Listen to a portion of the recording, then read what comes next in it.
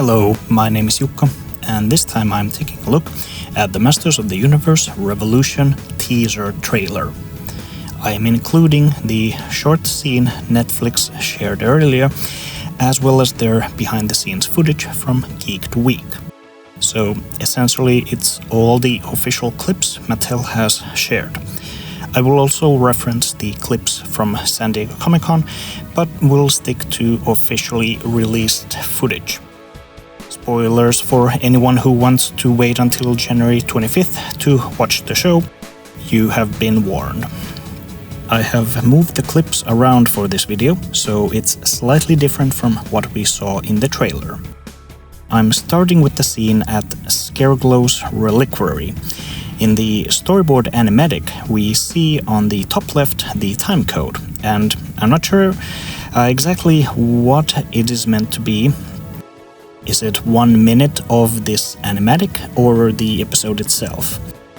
This animatic is for Season 2, Episode 1, looks to have been updated on January 20th, 2023. So those wondering how long animation takes time, it does take time. I have a short video about it thanks to Dad@Arm's interview with executive producer Ted Biaselli on my channel. Then we transition into the final animation. And I find it curious to see Prince Adam and Orko enter Scareglow's place under this disguise, if you will. Orko covering Adam up with his magical robes and hat. As Scareglow pulls the two up closer, we see shadow beasts in the foreground, which the good guys will need to fight against a couple scenes later. Cut to Scareglow attacking the two, with Orko holding him off with his magic so that Adam can transform into He-Man and they break free from the giant bone hand. In the Comic-Con clip, we got to see that other heroic warriors such as Buzz-Off, Ram-Man, Rioblast and Snoutspout came to help. But during all this commotion, some of the shadow beasts transform and escape in their new winged forms, flying up to attack the Cloud Crusher where King Randor, Lieutenant Andra and others are. He-Man keeps fighting Scareglow and is trying to get to the souls of Fisto and Clamp Champ, represented here as the metallic glove and Clamp's pincer. But Scareglow emerges in a gigantic form to stop He-Man.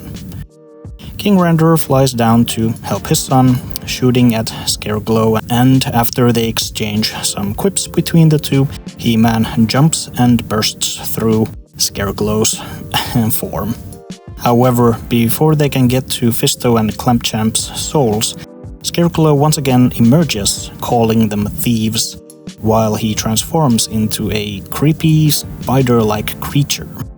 He-Man faces against Scareglow in a terrific scene with a lot of punchy-punch action, Scareglow with a claw on his left arm and a fist on his right.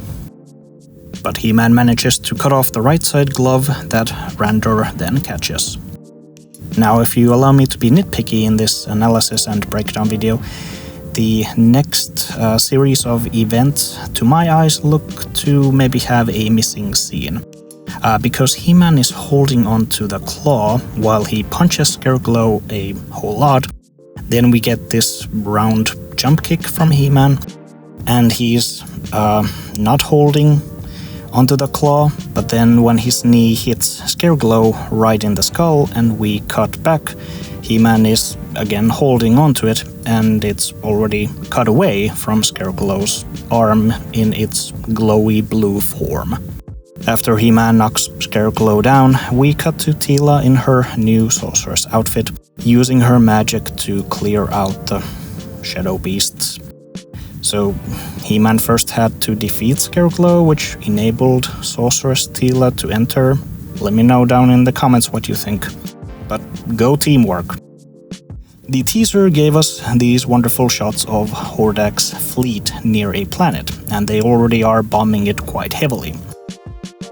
A quick shot of Hordak turning around in his throne, which was part of a clip from the Comic-Con that Motherboard confirms to him that Skeletor has been turned into one of the acolytes.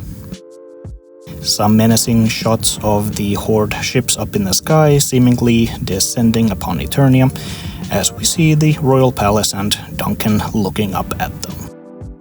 A quick shot of Hordak's staff that activates and shows cables emerging from it, in a similar fashion that Skeletor used in his new form to infect Too-Bad, to also become a part of the Motherboard cult.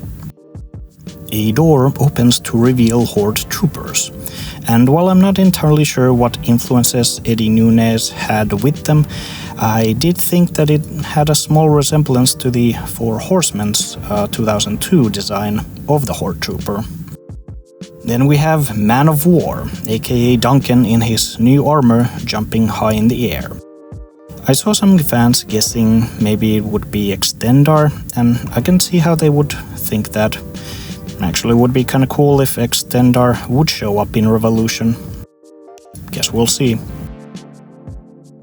The close-up of a freshly transformed Skeletor inside Snake Mountain was seen in the Comic-Con clip, and it's funny that originally he shouts in the scene the glory of Motherboard, but for the teaser's purposes, looks like they edited a different piece of dialogue on top of it, so that Skeletor now shouts how it's time for a revolution! A different quick shot shows Motherboard having Skeletor in her grasp and slamming him down. This might be her putting him in his place, but most likely he won't be obeying her or Hordak, so that'll be fun to see. Outside Snake Mountain, He-Man is riding on Battlecat and attacking. He-Man has his new battle armor, which, according to Rob David, is thanks to Lieutenant Andra. I was going frame by frame, and you can see the armor is growing around him, so he possibly activates it with a button or something. I also look forward to the damage spin action and how that'll look in the animated version. He-Man has his axe on his side and is ready to jump off from Battlecat's saddle. Then the next shot, there is a structure cut in half with He-Man and Battlecat standing on top of it, and Motherboard acolytes react to him. Did he cut the whole structure with his axe? The next scene, we see Whiplash attacking He-Man, while Battlecat is dealing against another villain. It's hard to see, but I'm gonna say it looks to be Too-Bad, as there is a bit of a purple on one side and then blue skin showing on the other side. He-Man catches Whiplash's electric tail with a smile, and that's something I already liked with Season 1, and how He-Man can be seen with a little smirk on his face even during a heated battle scene. Then there's a shot of He-Man looking at his own reflection on the Sword of Power, which appears as a very contemplating shot. The poster and season synopsis strongly hint that Randor will die, and so Adam has to struggle with that in this season. The Sorceress Teela strikes her Staff of Zoar against the floor at Castle Grayskull, creating a vortex around her. She holds up the staff and levitates, showing intense concentration. I am not entirely sure what this scene is about. Maybe she is trying to put up a magical shield over Eternia before Horde arrives? Or perhaps she is sending out a magical call out into the universe to get some answers? Would actually be cool if she got to talk to her mother, Teela, once again. I'd love to see some closure for the two. Perhaps she's the one who guides Teela to go on the small side quest in search of the snake magic, while the main action in this season is with He-Man against Skeletor and Hordak. Teela is then seen entering the giant doors at Darksmoke. It is located at the Ice Mountains, and for fans of Filmation you may remember He-Man and Teela opening the gate in the Dragon's Gift episode. I like that they still have the dragon symbols on the door, and that entrance with huge teeth and fangs is just terrific. Teela walks through a long corridor, and on both sides there are statues that seem to be dragons, but it made me think of the episode Battle of the Dragons, where the Pit of Shadows was guarded by two griffins. I lightened up the scene so you can get a better look at the statues. The shot of Granamyr is just fantastic. And in that scene we can get a glimpse of Teela's winter outfit, which has some darker blue leggings, arms sleeved up too, and some furry winter gloves. The next Masterverse toy maybe? Or I think maybe more likely the version that Snake Magic might turn her into. But while Teela is at Darksmoke, it appears that Grayskull is left unprotected. What the hell? Because Motherboard is just waltzing inside and her technology is infecting the entire castle, from floors to the walls. And on those walls we get this very awesome mural, showing the ancient times with Hall of Wisdom and King Grayskull on what looks like Bionatops, marching with his army. Everyone noticed Tytus the giant depicted on the wall as well, but if you look down below, we have Saryn. She is a character from the modern comics done by Mattel and DC.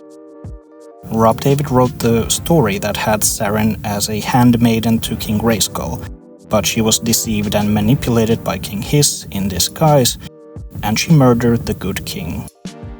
Now, as we have seen with Revelation, there are many nods to other media included, but the bait and switch is that there usually is some new context to something that's familiar, like how Subternia is depicted as hell in this version, instead of what it originally is in the Mike Young cartoon.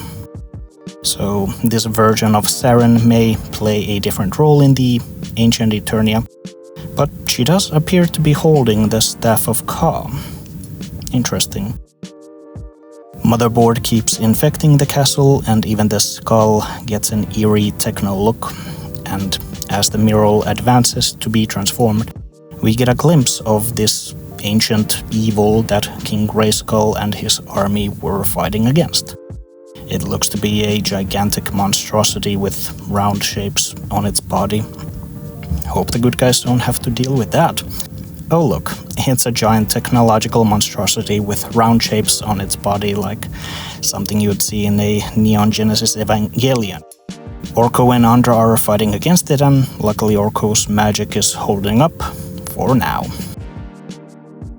Then this one-shot gives cool cloud formations that take the shape of maybe the lion head from Preternia?